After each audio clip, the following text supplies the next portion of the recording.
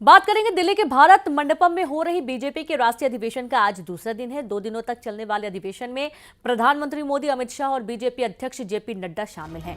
अधिवेशन का कल पीएम मोदी ने उद्घाटन किया और आज पीएम मोदी के संबोधन के बाद बैठक का समापन होगा। बैठक के दौरान राम मंदिर को लेकर एक पदाधिकारियों को एक बुकलेट भी बांटी गई जिसमें पीएम मोदी का संदेश है। बीजेपी की राष्ट्रीय परिषद की बैठक में राजनाथ सिंह ने विकसित भारत मोदी गारंटी एक बार फिर से मोदी सरकार का प्रस्ताव दिया। अधिवेशन में आज दूसरा प्रस्ताव अमित शाह रखेंगे।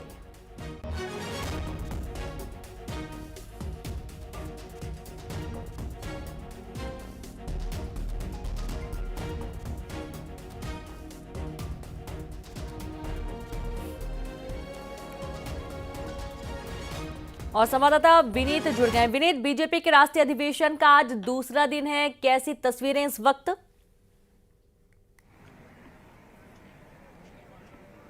जी निश्चित तौर पर मैं आपको बताना चाहूंगा कि राष्ट्रीय अधिवेशन का दूसरा दिन है और आप देख सकते हैं कि कुछ कार्यकर्ता हैं जो है उनके आने का सिलसिला जो है वो शुरू हो गया है और यहाँ पर पूरी तरह से अब दूसरे दिन की तैयारी जो है वो की जा रही है। मैं आपको बताना चाहूंगा कि जिस तरह से हम लगातार बता रहे हैं कि आज विपक्षी पार्टियों के गठबंधन के खिलाफ अमित शाह जो है वो प्रस्ताव लाएंगे और उस पर चर्चा जो है वो होगी। साफ तौर पर इस बात को दर्शाया जाएगा कि आखिरकार जो विपक्षी पार्टियों का शासन का काल रहा था, जिसमें यूपीए के पिछले 10 साल के शासन की बात हो या फिर उससे पहले कांग्रेस के शासन की काल हो, लगभग 60 साल के शासन की काल हो, उसके बारे में बताया जाएगा कि आखिरकार उसमें कितनी खामियां थी, कितने भ्रष्टाचार थे, इसकी चर्चा की जाएगी। इसके साथ ही साथ में जब कल में की बैठक हुई थी उस वक्त में जब राजनीतिक प्रस्ताव लाया गया था, राजनाथ सिंह ने रखा था, उसमें साफ तौर पर यह कहा गया था कि 370 से अधिक सीट जो है वो बीजेपी में जीतेगी, साथ ही साथ में एनडीए जो है वो 400 सीट जीतेगी। एक बड़ी बात यहां पर रीनू, मैं आपको बताना चाहूंगा कि साफ तौर पर यह प्रधानमंत्री नरेंद्र मोदी की ओर से जब पार्टी पदाधिकारियों की बैठक हो रही थी उस वक्त यह कहा गया था कि 370 की बात अगर की जाए तो 370 का जो है अंक जो है वो सिर्फ आंकड़ा नहीं है, बल्कि कहीं ना कहीं श्यामा प्रसाद मुखर्जी जो कश्मीर में 370 को खत्म करना चाहते थे, उन्हें एक श्रद्धांजलि भी देने की बात जो है वो इसे मैं कर रहे हैं। एक बड़ी बात यहां पर मैं आपको बताना चाहूंगा कि पूरे जो राष्ट्रीय अधिवेशन में है उसमें सबसे महत्वपूर्ण बात जो है वो मोदी की गारंटी की बात जो है वो यहां पर की जा रही है। साफ तौर पर यह कहा जा रहा है कि प्रधानमंत्री नरेंद्र मोदी ने जिन चीजों की गारंटी दी है उसे उन्होंने पूरा किया है।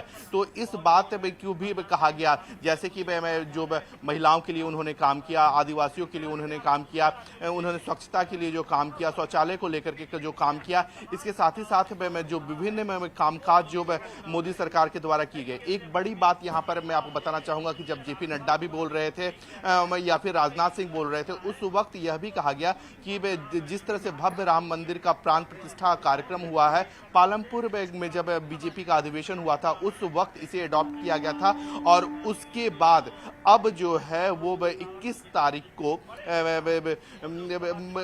ये जो प्राण प्रतिष्ठा का कार्यक्रम जो हुआ है वो काफी महत्वपूर्ण होता है। 22 जनवरी को जो प्राण प्रतिष्ठा कार्यक्रम है वो काफी महत्वपूर्ण हो जा रहा है, इसकी चर्चा जो है उन्होंने की। एक बड़ी बात यहां पर मैं आपको यह भी बताना चाहूंगा कि मोदी की गारंटी में के साथ साथ एक और बड़ी बात प्रधानमंत्री नरेंद्र मोदी ने कही। उनका साफ तौर पे कहना था कि भाजपा का जो उम्मीदवार होगा उसकी घोषणा जो है वो यहां से की जाएगी और साफ तौर पर उन्होंने कहा कि भाजपा का उम्मीदवार जो होगा वो कमल का फूल होगा, यानी उम्मीदवार कोई भी हो लेकिन कमल का फूल जो है वही बीजेपी का उम्मीदवार होगा। एक बड़ी बात जो है वो यहां पर मैं कही गई। इसके साथ ही साथ विपक्षी पार्टियों पर भी निशाना साधा गया, बंगाल की स्थिति पर भी चर्चा की गई।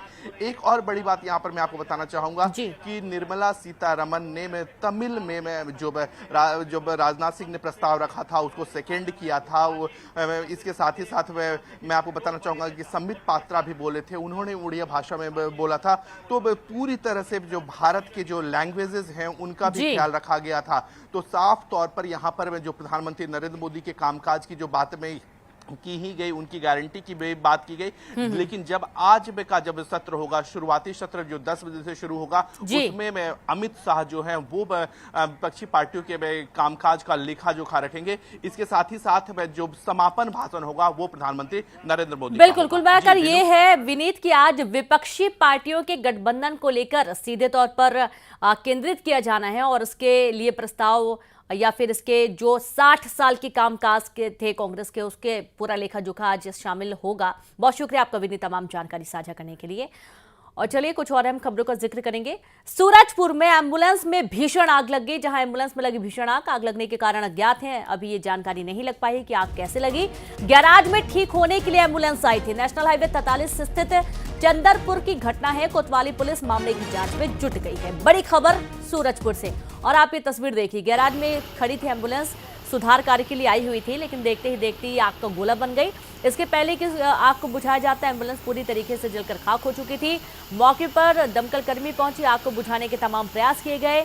एम्बुलेंस पूरी तरीके से जलकर खाक नजर आई।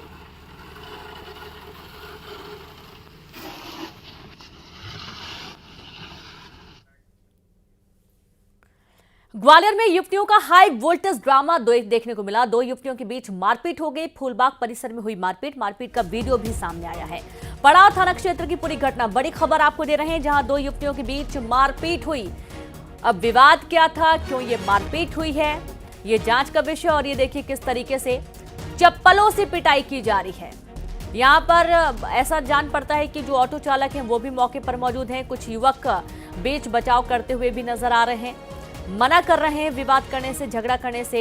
एक युवती हाथ में बेल्ट लेकर खड़ी हुई है, जो कि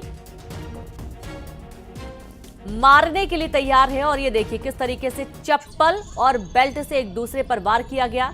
आसपास जो युवक थे वो डर के मारे भागते हुए नजर आए। कुछ लोगों ने बीच बचाव करने की कोशिश की। ग्वालियर का पूरा मामला है। युवतियों का हाई वोल्टेज ड्रामा यहां पर देखने को मिला।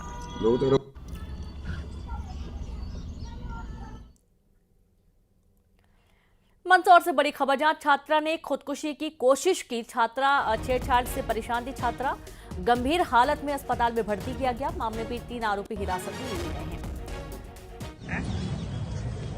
खबर मंदसौर से, जहां पर छात्रा ने खुदकुशी की कोशिश की। छेड़खानी से काफी परेशान हो गई थी छात्रा, जिससे उसने ये आत्मघाती कदम उठाना चाहा और गंभीर हालत में अस्पताल में भर्ती है।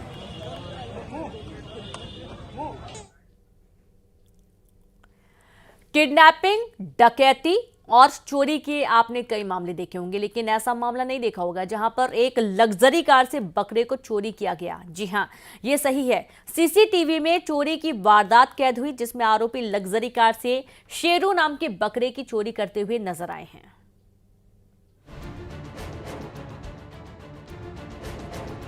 चोरी, अपहरण, डकैती के कई मामले हर दिन सामने आते हैं, लेकिन चोरी का एक ऐसा मामला सामने आया है जिसे सुनकर आप हंसेंगे भी और सोचेंगे कि आखिर क्या है ये। चोरी की इस वारदात को अंजाम लग्जरी कार से दिया।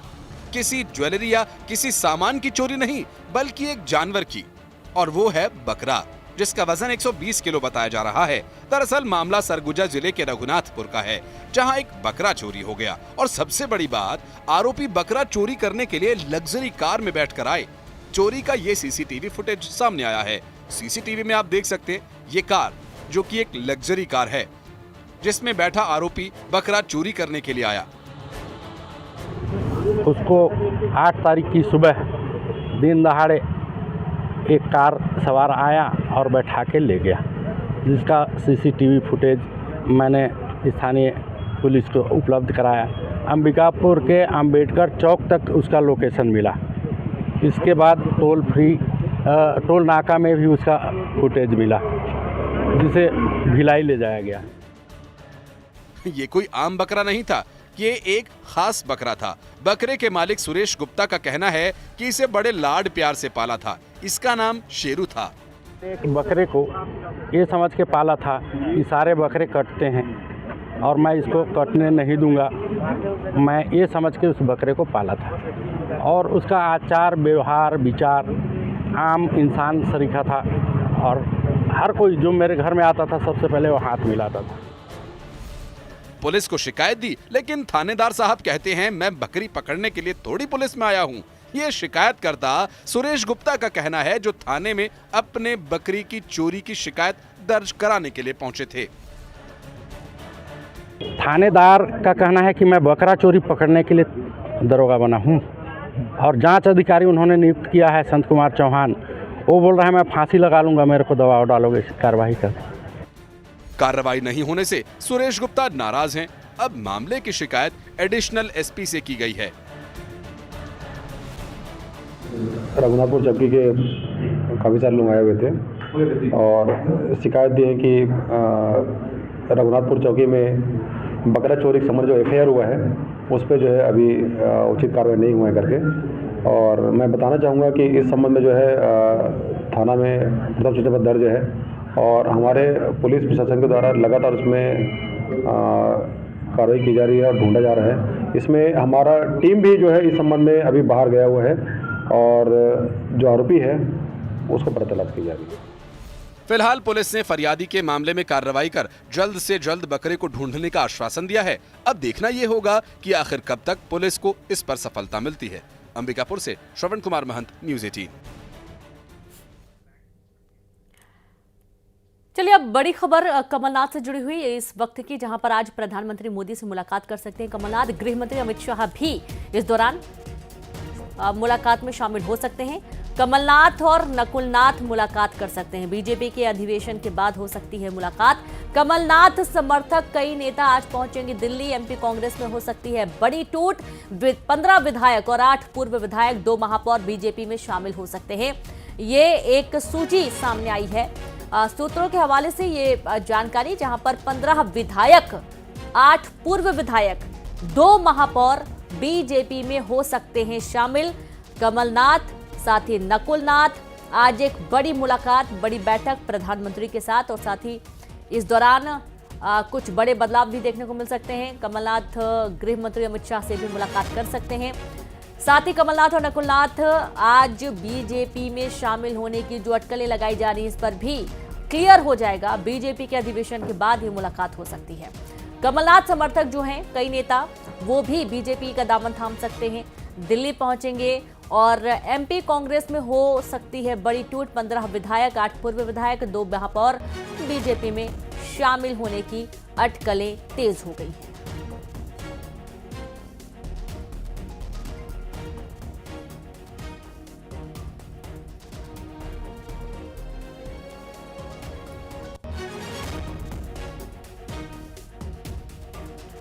और सीधे रुक करेंगे ज्यादा जानकारी के साथ संवाददाता शैलेंद्र जुड़ गए हैं। शैलेंद्र, प्रधानमंत्री मोदी से राष्ट्रीय केंद्रीय गृह मंत्री अमित शाह से मुलाकात कर सकते हैं आज जो राष्ट्रीय अधिवेशन, उसके बाद मुलाकात करने की बात सामने आ रही है कमलनाथ और नकुलनाथ के जो अटकलें लगातार लगाई जा रही हैं। शैलेंद्र, और क्या कुछ पुख्ता जानकारी इस विषय में?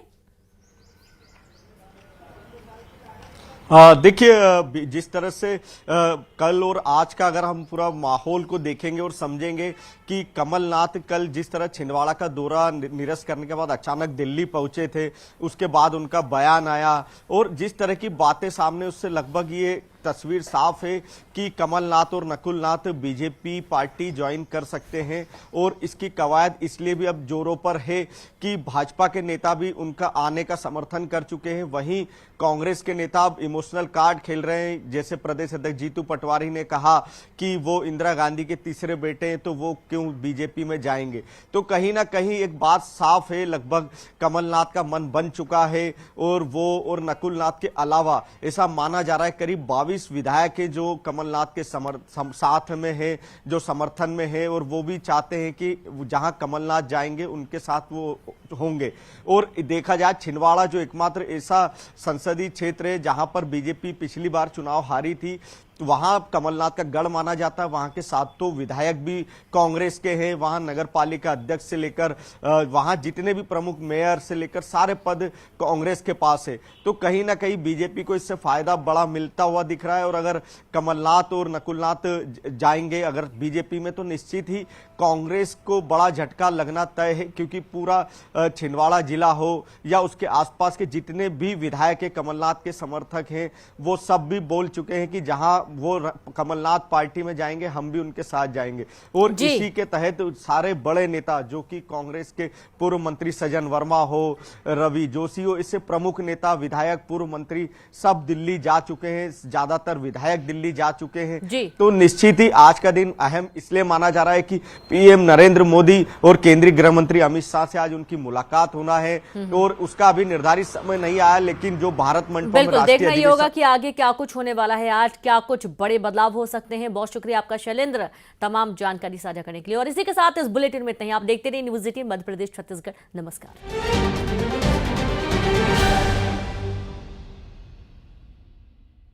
भले ही आप इस